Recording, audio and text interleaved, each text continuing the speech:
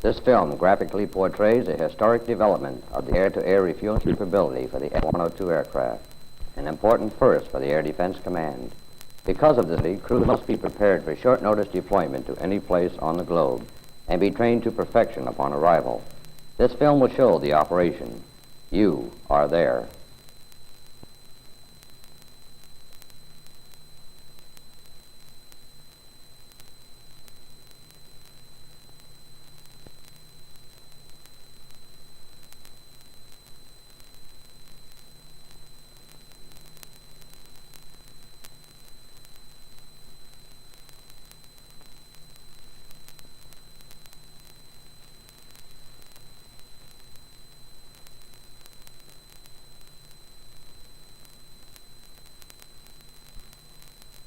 Upon arrival of the original notification, it was noted immediately the urgency and immensity of the task before the squadron.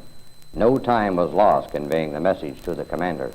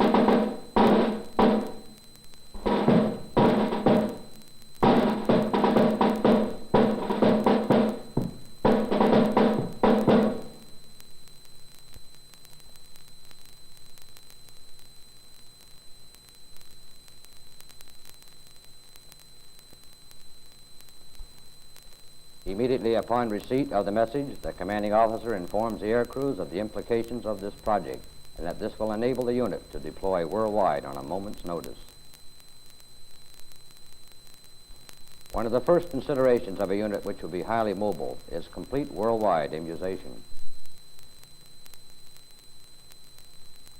A clothing inspection is another very important function. This unit had such an inspection early to provide ample time for replacement of lost or missing items.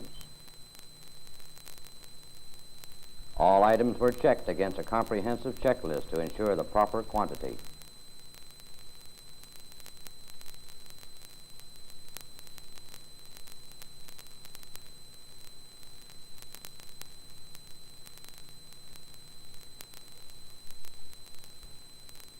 When not flying, the air crews were constantly studying the Air Force and ADC manuals.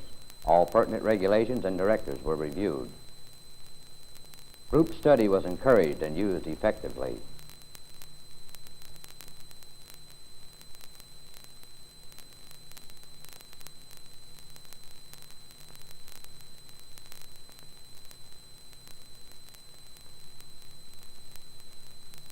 Nothing was overlooked.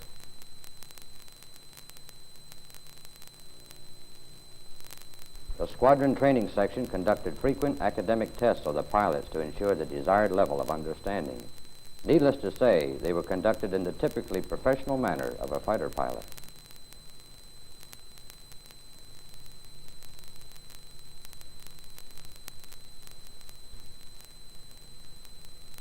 Practically overnight, the squadron aircraft were painted and transformed into impressive-looking fighting machines. The painting operation was accomplished by civilian contract based upon the lowest bidder.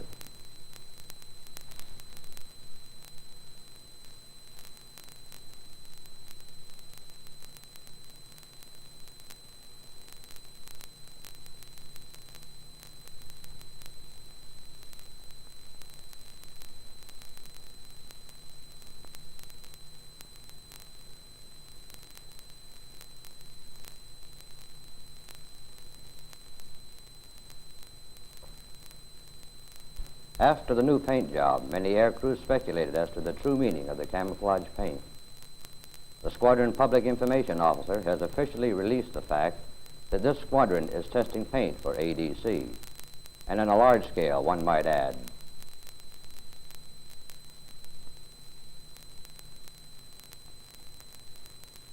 With great anticipation, the first prototype F-102 with the air-to-air refueling modification arrives at the squadron.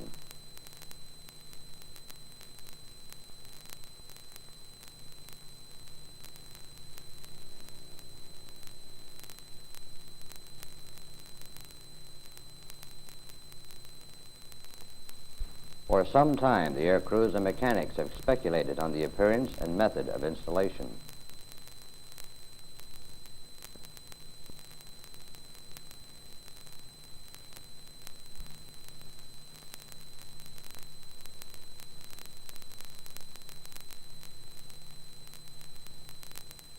Little time was wasted getting out to the aircraft for a closer observation.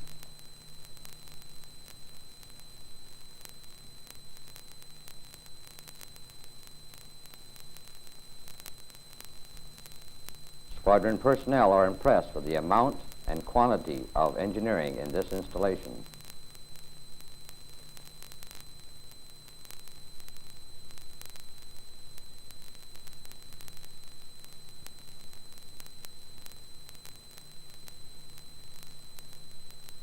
As this is a prototype, not all the engineering bugs have been worked out.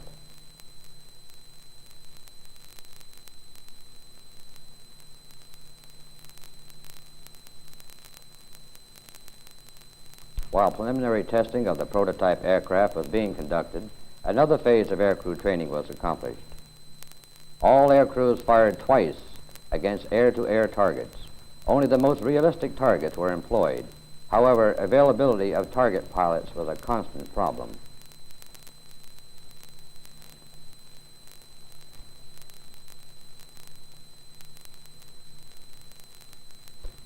Air-to-ground rocketry was also practiced, utilizing a nearby Navy range.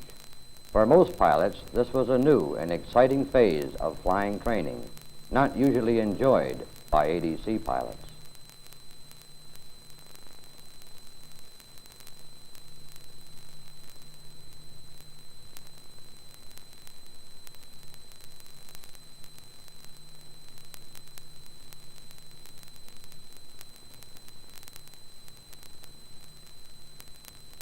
Considerable ingenuity was shown in the local manufacture of our most valuable training aid.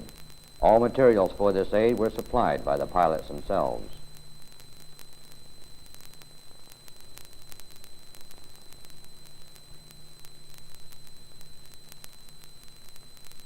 Absolute realism is a key word to this training. Pilots receive some of the finest and most valuable training available in this day and age.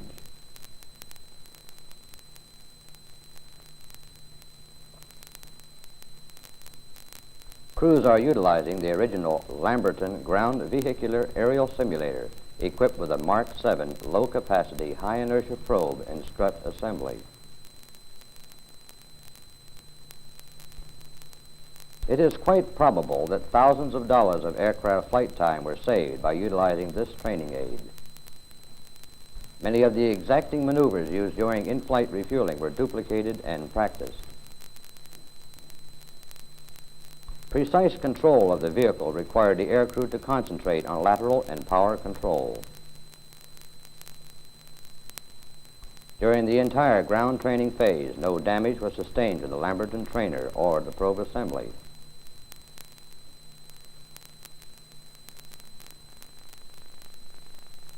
Although not evident, IIP has been incorporated in the simulation vehicle.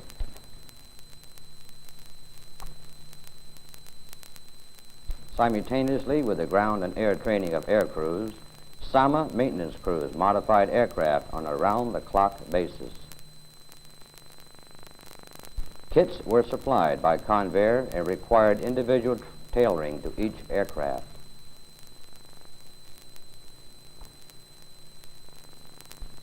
The entire fleet was equipped with the probe and associated hardware in a remarkable short period of time.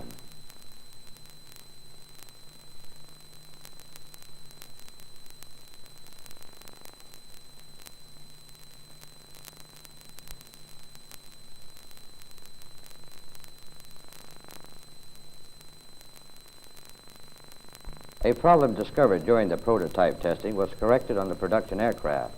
The prototype had a very loud and annoying whistle at certain speeds. By use of modern high-speed digital computers, aircraft engineers were able to solve this complex problem by the application of sandpaper to the support struts. This scientific vortex generator was securely fused to the strut with standard Air Force green stickum tape.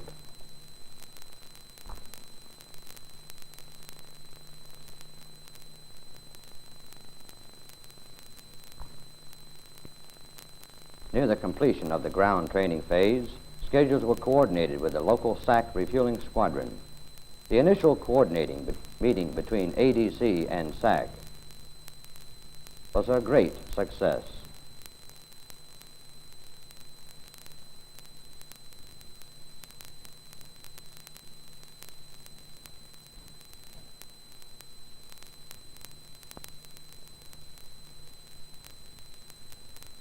Many new ideas were exchanged between SAC and ADC.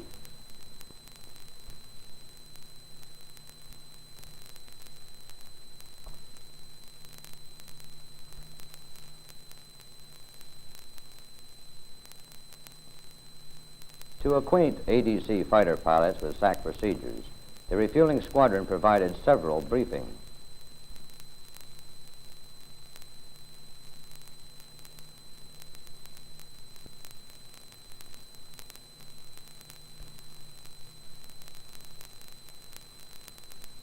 Several worthwhile subjects were covered.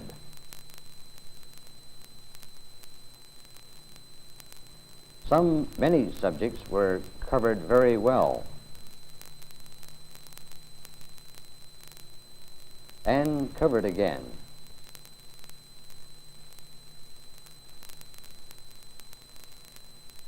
And recovered.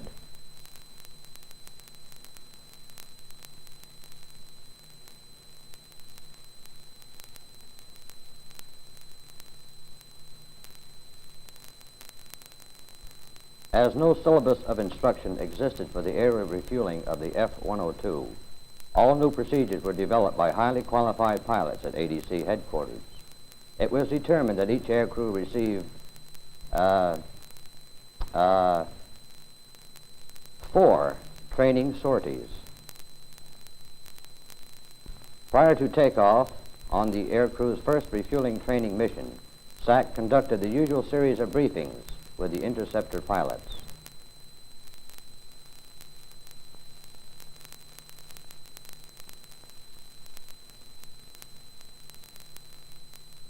Fighters and tankers rendezvous at the runway and utilize the buddy system for takeoff whenever possible.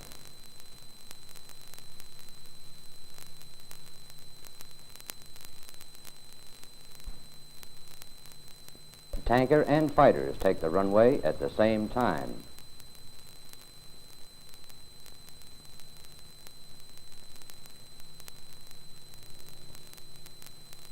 When cleared, the tanker rolls first.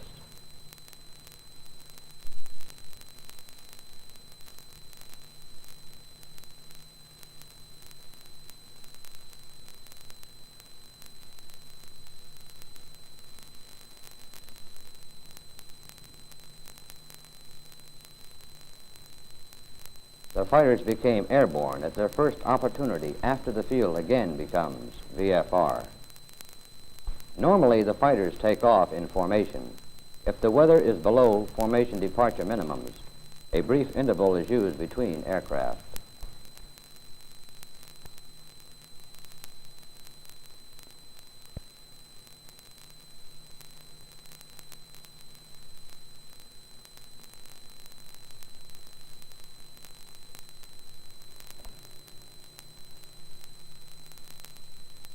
Although this is the first attempt at aerial refueling, all ADC pilots are accustomed to close precision formation flying and have little difficulty in mastering this new skill.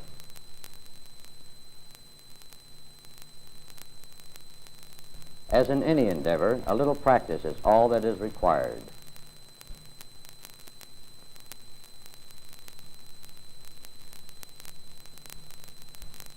After the completion of the first flight, several air crews submitted a military suggestion that the tanker drogue basket be doubled in size. Base supply was also exercised during the sortie, replacing bent nozzles.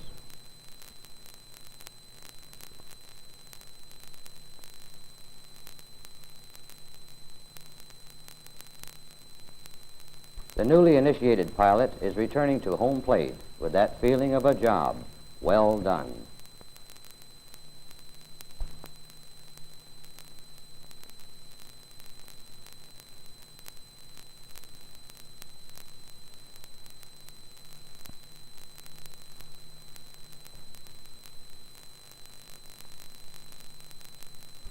Having successfully completed the first sortie with a minimum of effort, this pilot is undoubtedly awaiting the next sortie.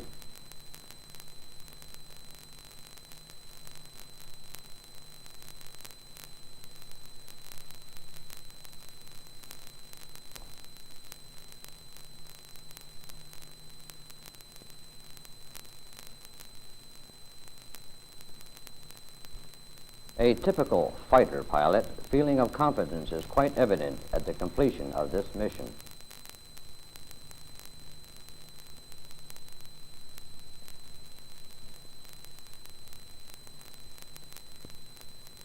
After the usual series of SAC briefings, the pilot is on his way to a second training sortie. This sortie will be the first attempt to unload fuel from the tanker.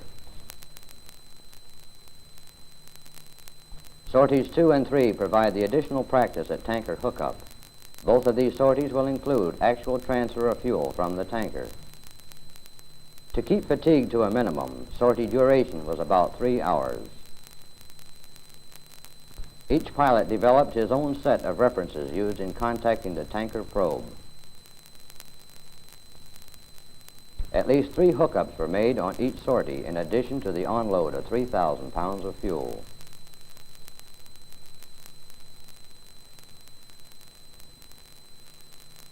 After completing the refueling portion of the mission, air crews proceeded to the intercept training area for practice intercepts.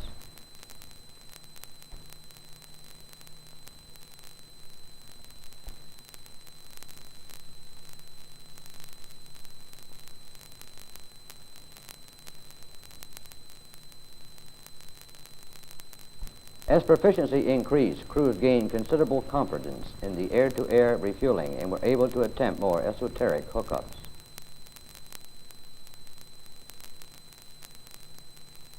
The final sortie is a long and difficult cross-country flight.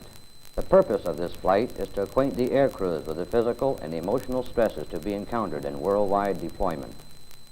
Extended operation of aircraft components will also be closely monitored by the maintenance section.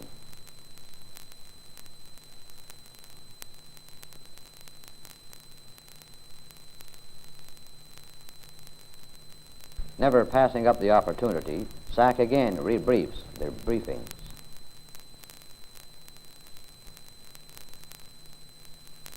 Last-minute items, if overlooked, could greatly lessen the enjoyment of extended cross-country flying.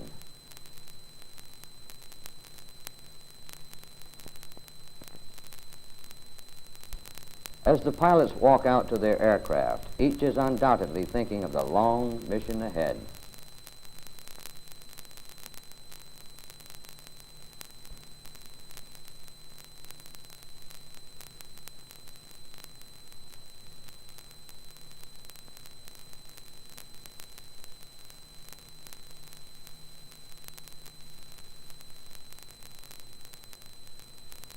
Each pilot is eager to participate in this long flight.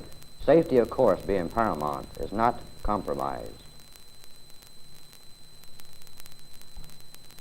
Each item on the pre-flight checklist is very carefully checked.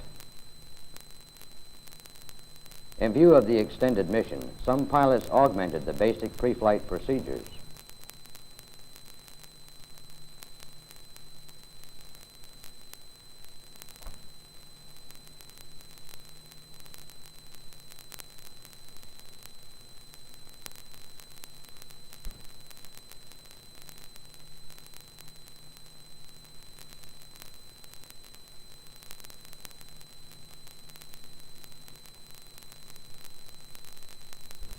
Many pilots assemble personal survival items to be taken on long flights.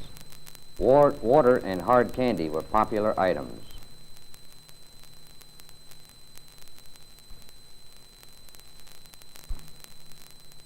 Due to the widely varied terrain to be flown over, some pilots showed considerable imagination in the selection of items to be taken.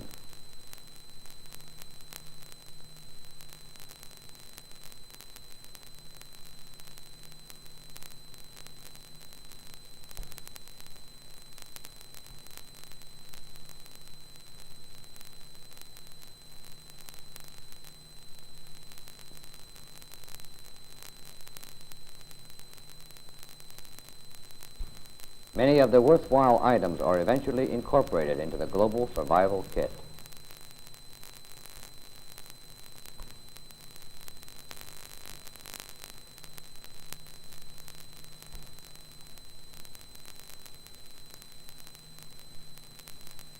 This mission was flown over some of the most rugged country to be found in the United States. During this checkout phase, every fighter which departed the home base recovered at home without a single en route abort. A tribute indeed to the quality of maintenance performed on the squadron aircraft. High-quality cruise control data was also obtained on these extended flights. The normal aircraft oxygen supply was a critical item. In view of the data obtained, the liquid oxygen supply was doubled by adding a second LOX converter system. The squadron flight surgeon carefully monitored the operation for excessive crew fatigue. No difficulty was reported.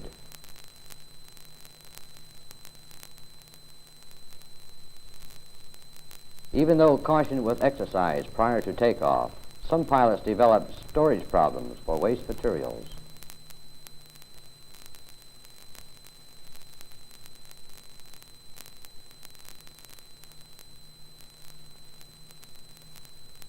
Due to the length of the flight, air crews were very glad to be home again.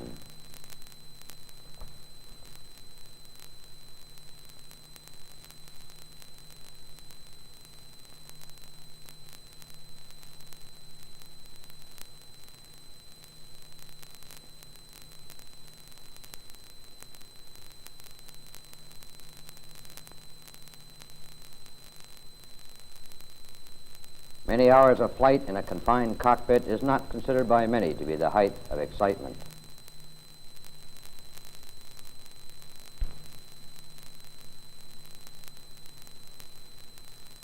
Many items in the personal survival kit were found to be quite useful. Care was taken removing the equipment from the cockpit so as not to damage precision components.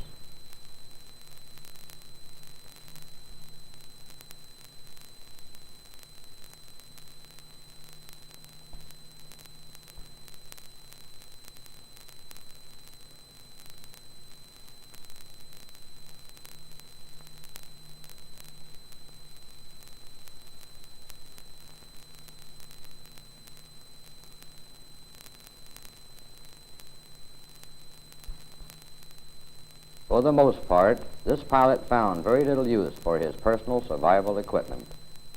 This, of course, is the ideal situation.